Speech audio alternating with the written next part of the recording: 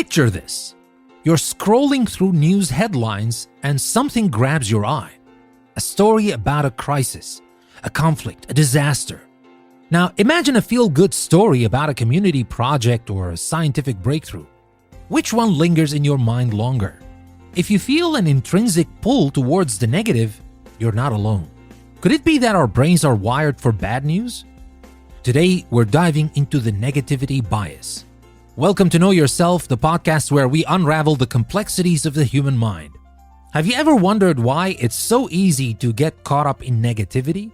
Turns out there's a scientific reason why those gloomy headlines and worrisome thoughts seem to stick around.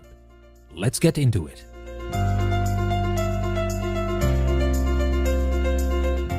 The negativity bias is a psychological phenomenon where we pay more attention to, remember, and are more strongly influenced by negative information and experiences than positive ones.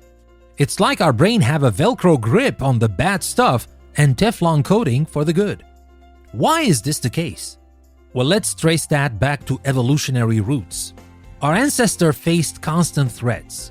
Those who were hyper-aware of dangers were more likely to survive and pass on their genes.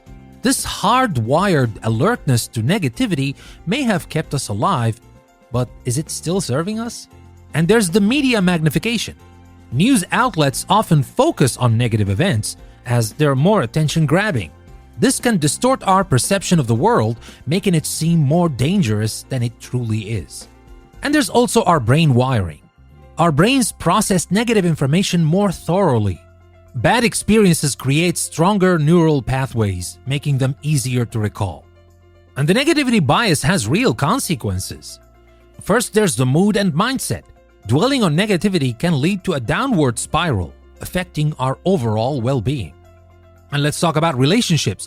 If we focus on a person's flaws, it damages our perception of them.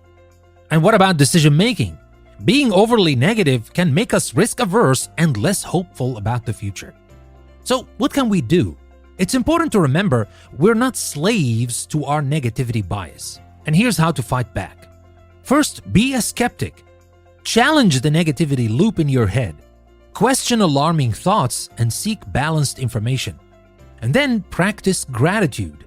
Actively focus on the positive aspects of your life to increase your resilience.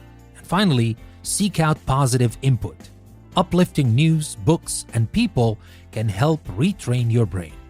Thank you for joining me in unpacking the negativity bias. Understanding this tendency is the first step towards a more balanced outlook.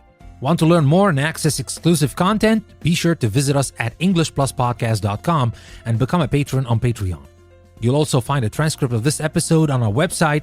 All the links you need are in the episode description. See you next time for more mind-expanding journeys on Know Yourself.